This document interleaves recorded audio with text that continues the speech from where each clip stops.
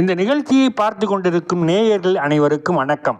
இந்த நிகழ்ச்சியை முதல் முறையாக பார்க்கிறீர்கள் என்றால் சப்ஸ்கிரைப் பண்ணுங்கள், பெல் பட்டனை ப்ரெஸ் பண்ணி ஆல் செலக்ட் பண்ணுங்கள், லைக் பண்ணுங்கள், ஃப்ரெண்ட்ஸுக்கும் உறவினருக்கும் ஷேர் பண்ணுங்கள். இந்த நிகழ்ச்சியை மேலும் ஸ்கிப் பண்ணாமல் பாருங்கள். இந்த நிகழ்ச்சியை ஒரு முறைக்கு இரு முறைக்கு கேட்டால் தான் உங்களுக்கு ரொம்ப தெளிவாக புரியும். ஆகையினால தயவுசெய்து ஸ்கிப் பண்ணாதீங்க. நாம் ஏற்கனவே மேசம் முதல் மீன ராசி வரைக்கும் பலன்கள் பலவற்றில் கூறியிருந்தாலும் முதல் முறையாக லக்னத்தை மையமாக வைத்து 6ஆம் இடத்தின் பலன்களை கூறி வருகிறோம். அதாவது லக்னத்தை மையமாக வைத்து 6ஆம் இடத்தின் பலன்களை கூறுவது ஏன் என்று கேட்டால், 6ஆம் இடம் என்பது முக்கியமான ஸ்தானம். அதிலே ஒருவருடைய வளர்ச்சி வீழ்ச்சியை குறிக்கின்ற வகையிலே 6ஆம் இடம் அமையப்பெற்றிருக்கிறது. ஆகவே லக்னத்திற்கு 6ஆம் இடம் எவ்வாறு இருக்க வேண்டும், எவ்வாறு இருக்கக்கூடாது, எவ்வாறு இருந்தால் என்ன பயன்கள் என்பதை பற்றி நாம் விரிவாக கூற இருக்கிறோம். அந்த வரிசையில் ஏற்கனவே மேசம் முதல் ரிஷபம், மிதுனம், கடகம், சிம்மம் 5 லக்கணக்காரர்களுக்கு கூறிவிட்டோம். இப்பொழுது 6ஆவதாக கன்னி லக்கணத்திற்கு நாம் கூறவிருக்கிறோம். பொதுவாகவே கன்னி லக்கணத்தை சார்ந்தவர்கள் என்பவர் மிகவும் அமைதியானவர்கள். அவர்கள் போடுகிற திட்டம் வெளியில் தெரியாது, ரகசியமாக வைத்து கொள்வார்கள். காலையில் சாப்பிட்ட உணவை கூட மற்றவர்களிடத்தில் ஷேர் பண்ணிக்க மாட்டாங்க, நான் என்னது சாப்பிட்டேன் அப்படின்னு. ஸோ அவர்கள் எல்லாவற்றையுமே தன்னுள் அடக்கி தன்னுள்ளே ஒரு ராஜ்யத்தை நடத்துகின்ற அளவுக்கு மன வைராக்கியசாலியாக திகழ்வார்கள். ஆனால் அப்பேற்பட்ட புத்தி கூர்மை உள்ள புதன் ஆதிக்கம் பெற்ற லக்னாதிபதியை கொண்ட கன்னி லக்னாக்காரர்கள் எங்கு தோற்று போகிறார்கள், எவ்வாறு தோற்று போகிறார்கள் என்று நாம் பார்த்தோமானால், ஒவ்வொரு வீட்டிற்கும் ஒவ்வொரு லக்கணத்திற்கும் 6ஆம் இட பலன்களை நாம் கூறியது பல்வேறுபட்ட மாறுபட்ட பலன்களை நாம் இங்கு பார்த்திருக்கிறோம், கூறியிருக்கிறோம், நீங்கள் கேட்டிருப்பீர்கள். இப்பொழுது கன்னியா லக்கணத்திற்கு புதன் ஆதிபத்தியம் கொண்ட கன்னியா லக்கணத்திற்கு புதன் ஆட்சி உச்சம் பெற்ற இடம் கன்னி வீடு. அந்த லக்னாதிபதியாக கொண்ட கன்னி லக்கணம், அதற்கு 6ஆம் இடம் என்று சொல்லப்படுகிற கடன், பகை, நோய், ரணம், ரோகம், சத்ரு என்று சொல்லப்படுகிற 6ஆம் இடம், மேலும் வேலை வாய்ப்புகள், பொருளாதாரம், எதிரிகள், வம்பு வழக்குகளை குறிக்கின்ற 6ஆம் இடம் எவ்வாறு இருக்க வேண்டும், எவ்வாறு இருக்கக்கூடாது என்பதை பற்றித்தான் நாம் இப்பொழுது கன்னியா லக்னத்திற்கு பார்க்க வைக்கிறோம்.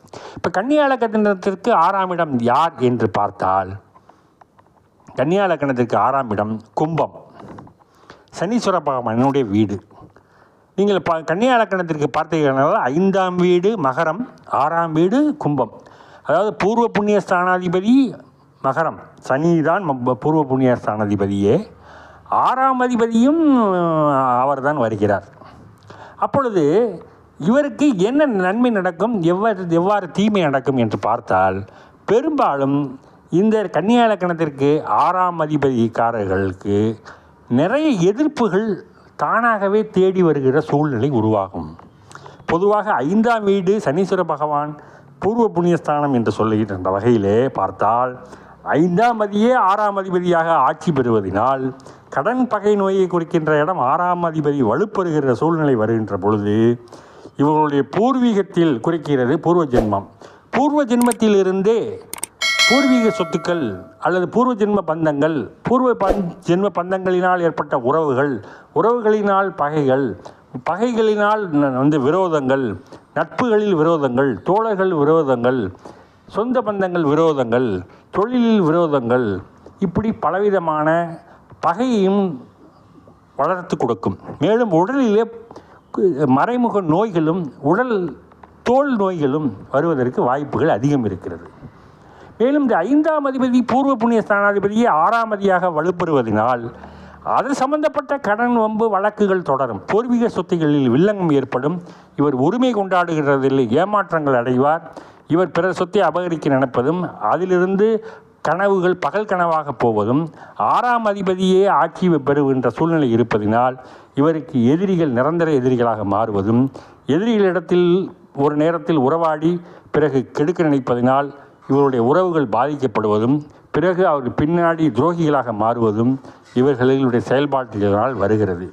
ஆகவே 6ஆம் அதிபதி ரணரோக சத்துரு மட்டுமல்ல, வம்பு வழக்குகளை மட்டுமல்ல, பூர்வீக ஜென்ம சொத்துக்களின் மூலம் ஏற்படுகிற பகைகளையும், தீராத பகைகளையும், நோய்களையும் குறிப்பிடுகிறது. பொதுவாகவே இந்த கன்னியா லக்னத்திற்கு 6ஆம் இடம் என்பது சனீஸ்வர பகவானுடைய வீடு நட்பு கிரகமாக இருந்தாலும் 10% பலன்களையும் 20% பலன்களையும் தான் எதிர்பார்க்க முடியும். மீதமுள்ள 80% பலன்கள் என்பது 6ஆம் அதிபதி ஆட்சி பெறுகிறார். ஆட்சி வீடாக அமைகின்ற பொழுது அது உங்களுக்கு வலுவான எதிர்ப்புகளையும், வலுவான தோல்விகளையும், வலுவான கடன் சுமைகளையும், வலுவான சிரமங்களையும், சிக்கல்களையும், வம்பு வழக்குகளையும், கோர்ட்டுகள் நடவடிக்கைகள் மூலம் அவமானங்களையும், அசிங்கங்களையும், இழப்பீடுகளையும் ஏற்படுத்தி கொடுக்கிறது என்று சொன்னால் அது 100% உண்மை. 5ஆம் அதிபதி மூலம் 6ஆம் அதிபதியின் பலமும் கூடுகிறது. ஏனெனில் 5ஆம் அதிபதியும் சனீஸ்வர பகவானின் ஆட்சி, 6ஆம் அதிபதியும் சனீஸ்வர பகவானின் ஆட்சி.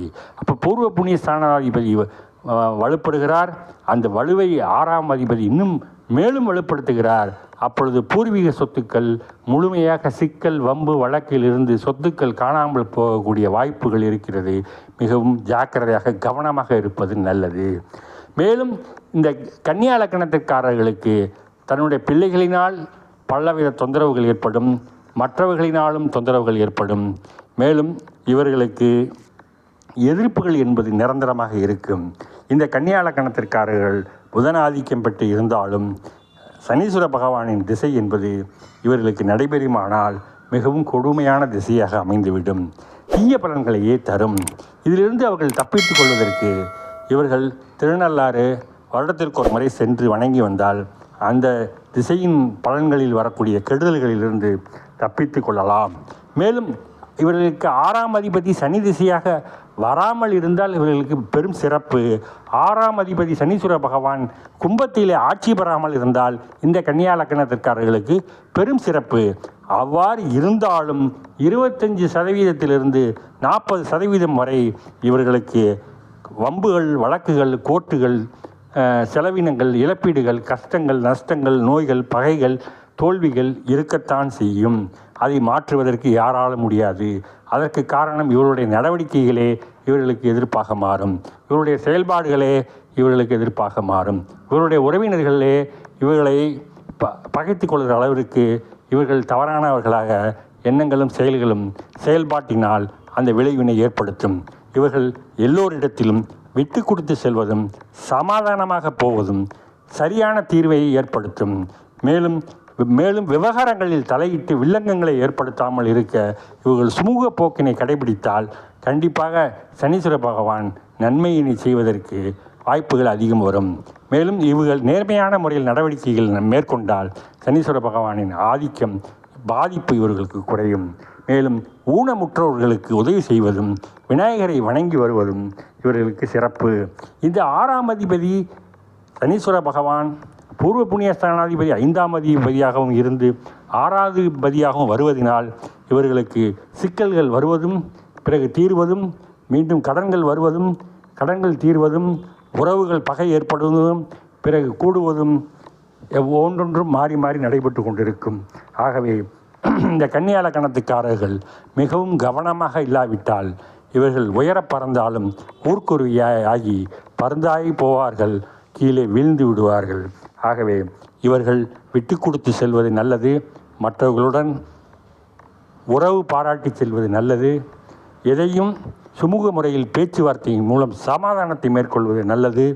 சண்டை, சச்சரவு, வில்லங்கம் ஆகியவற்றில் இவர்கள் போட்டி போட்டால் தோல்வி இவர்களுக்கு ஏற்படும். இது உறுதி. ஆகவே 6ஆம் அதிபதியாக வருகிற சனீஸ்வர பகவான் திசை கன்னியா லக்னத்திற்கு நடைபெறாமல் இருந்தால் நல்ல யோகம். 6ஆம் அதிபதி கன்னியா லக்னத்திற்கு வலுப்பெறாமல் இருந்தால் மிகவும் சிறப்பு. ஒவ்வொருத்தருக்கும் கன்னியா லக்னத்தை பொறுத்தளவில் 6ஆம் அதிபதி சனீஸ்வர பகவானால் இருப்பதனால் சனீஸ்வர பகவான் எந்த கோணத்தில் பார்த்தாலும் நன்மைகள் செய்ய மாட்டார். ஆகவே இவர்களுக்கு தீமைகள் செய்யாமல் இருந்தால் மிகவும் சிறப்பு என்ற அடிப்படையிலே பலன்கள் கூற வேண்டுமென்றால் கன்னியா லக்னத்திற்காரர்கள் மிகவும் சனி திசை நடக்கிறதா என்று முதலிலே பார்த்து கொள்ள வேண்டும். அவருடைய ஜாதகத்தில் கன்னியா லக்னம் லானா என்று போட்டிருக்கும் அல்லவா, அதுதான் கன்னியா லக்னம். அதிலிருந்து 6ஆம் இடம்தான் கும்பம். கும்பத்திலே சனீஸ்வர பகவான் ஆட்சி பெற்றிருக்கிறாரா என்று தெரிந்து கொள்ள வேண்டும். அவ்வாறு இல்லாமல் இருந்தால் மிகவும் மகிழ்ச்சி. சனி திசை நடக்காமல் இருந்தால் மிக்க மகிழ்ச்சி. இவர்கள் வாழ்வினில் பெரும் செல்வம் தேடி வரும். மற்ற திசைகளின் மூலம் லாபம் பெறுவார்கள். சனீஸ்வர பகவான் மறைந்திருந்தால் நிறைந்த பலன்களை தருவார். ஆகவே கன்னியா லக்கணத்திற்காரர்களுக்கு 6ஆம் அதிபதி வலுப்பெறாமலும் 6ஆம் அதிபதி திசை வராமல் இருந்தாலும் மிகவும் சிறப்பு. அவ்வாறு இருப்பினும் 40% இவர்கள் வாழ்வில் அடைய வேண்டிய துன்பங்களும் துயரங்களையும் அடைந்தே தீருவார்கள். இதை யாருனாலும் தடுக்க இயலாது. விநாயகப் பெருமானை வணங்கி வந்தால் வருங்காலத்தில் எதிர்காலத்தில் நடக்கக்கூடிய துன்பங்களில் இருந்து விடுவித்துக் கொள்ளலாம். இவர்கள் சுமூக நட்பை பாராட்டி செல்வது கடைபிடிப்பது நல்லது. மேலும் இந்த நிகழ்ச்சியை பார்த்து கொண்டிருக்கிற கன்னியாராசி நேயர்கள், இந்த நிகழ்ச்சியை பார்த்து கொண்டிருப்பவர்கள் இது வரைக்கும் சப்ஸ்கிரைப் பண்ணலைன்னா சப்ஸ்கிரைப் பண்ணுங்கள். பெல் பட்டனை ப்ரெஸ் பண்ணி ஆல் செலக்ட் பண்ணுங்கள். ஃப்ரெண்ட்ஸுக்கும் உறவினருக்கும் ஷேர் பண்ணுங்கள், லைக் பண்ணுங்கள். நன்றி, வணக்கம்.